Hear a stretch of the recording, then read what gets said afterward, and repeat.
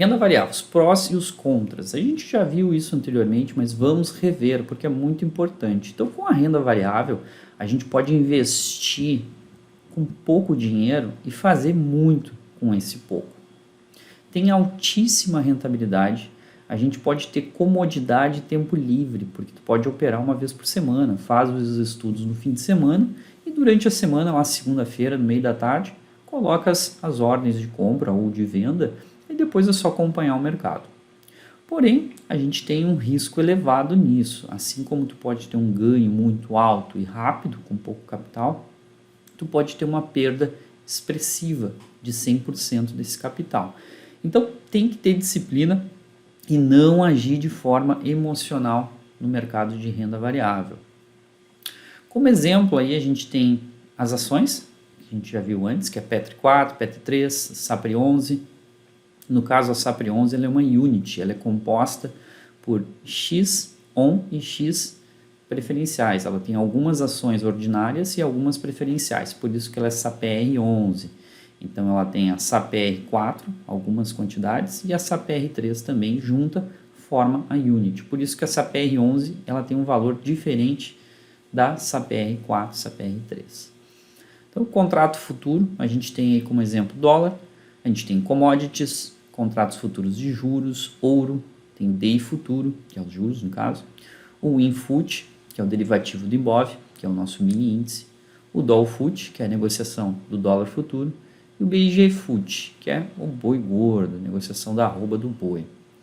Em opções, aí a gente tem como exemplo PTRB17, PTRM17, a gente tem a call, a put, a letra ali no meio é o mês de vencimento, e o valor ali, o 17, no caso, é o strike, é o valor. Então, a gente tem para opções um vencimento futuro, uma data e um valor. Os FIs a gente tem como exemplo fundos de investimentos imobiliários, que são cotas negociadas em bolsa que você pode comprar, o Rabbit 11 e o VISC 11. O Rabbit 11 é de papéis, investe em CRI, presta normalmente para construtoras e investimentos imobiliários, e o VISC 11 é um FI de shoppings. Temos também os ETFs. ETFs são os Exchange Trading Funds, que é muito parecido com os fundos de investimento, porém eles têm menos taxas e eles acompanham sempre um índice. Então a gente tem aí o BOVA11, que acompanha o nosso índice Bovespa. Quer comprar as ações que compõem o índice Bovespa? Compra BOVA11.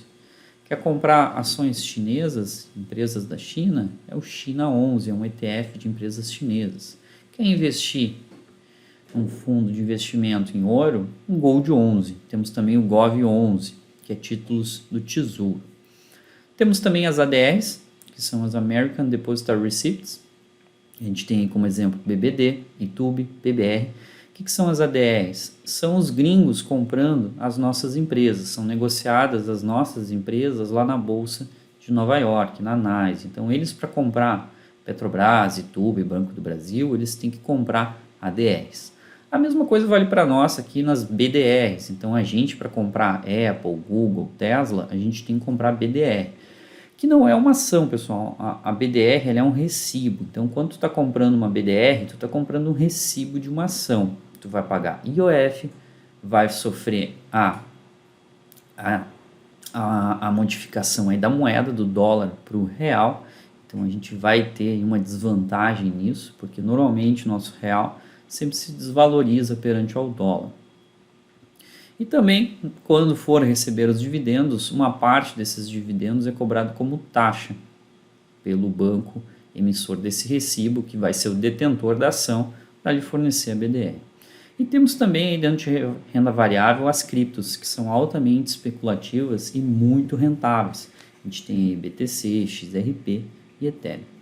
As criptos aí parecem ser a moeda do futuro, sendo moedas descentralizadas, não dependem de um governo, um país, está tendo um forte boom no mercado. E para mim, particularmente, minha visão particular disso é que isso tem um futuro muito promissor.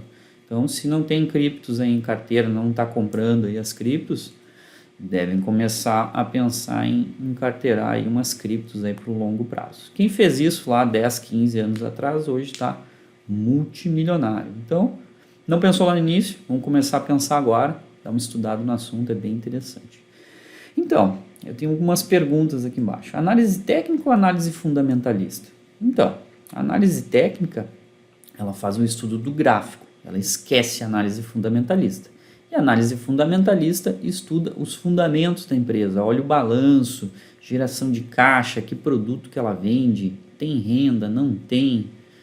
Então, perspectiva de mercado. Então, análise fundamentalista ou análise técnica. A gente tem que definir qual que a gente vai usar e em que situações a gente vai usar. Então, se vai fazer um investimento de longo prazo, é interessante usar análise fundamentalista.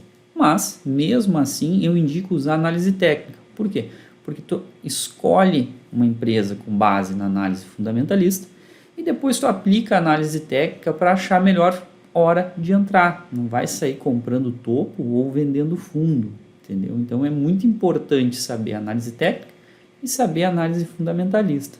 Até para quando alguém der uma dica, um assessor, alguém, que não é interessante ficar pegando dicas dos outros, o melhor é a gente fazer a nossa análise para saber estudar um pouco melhor aquela ação, tanto na análise fundamentalista quanto a técnica. Outra pergunta que o pessoal faz muito, qual tempo gráfico eu devo usar? Então, isso é uma coisa que tem que definir, pessoal. Se vocês vão fazer day trade, vocês têm que começar analisando o diário e depois ir para um gráfico intra, de 5, 15 e 60. Ah, vou operar swing trade. Então, começa no semanal, analisando a entrada no semanal, e dá uma afinada no gráfico diário para achar essa melhor entrada. Isso para o swing trade aí, de 1, 2, 3, mais de 2 dias, né? Porque senão vira day trade com um dia só. Então, vai se posicionar, começa pelo gráfico semanal. Quer fazer mais investimentos de mais longo prazo, um swing maior, começa pelo gráfico mensal, depois vai para o semanal. Usou esses gráficos maiores para fazer essa análise e entrar no swing trade, não aconselho ficar olhando o gráfico intraday ou diário. Se entrou pelo semanal, faz a análise do semanal. Aí, quando usar ambas? Eu sempre uso ambas. Quando eu vou fazer um investimento, eu uso análise fundamentalista e depois eu aplico a técnica. Mas, muitas vezes, usando somente análise técnica, eu não quero nem saber que empresa que é e nem que valor que está. Eu só uso a análise técnica. Então, pela análise técnica, aquele ativo está me dando entrada e vai me dar um potencial lucro. Eu não olho o nome do ativo e eu não olho o valor que ele vai estar, que ele está no momento, né? Eu simplesmente entro devido à análise técnica. Então, quando não usar? Aí tem que definir. Quando é que eu não vou usar análise técnica? Por exemplo, eu quero investir em Petrobras porque eu acho que o petróleo vai explodir. Então, eu nem vou olhar a análise técnica, eu só vou entrar pela análise fundamentalista, porque daqui a 5, 10 anos essa empresa vai ser muito rentável, vai dobrar o preço da ação e eu vou receber mais de 15, 16% de dividendos por ano.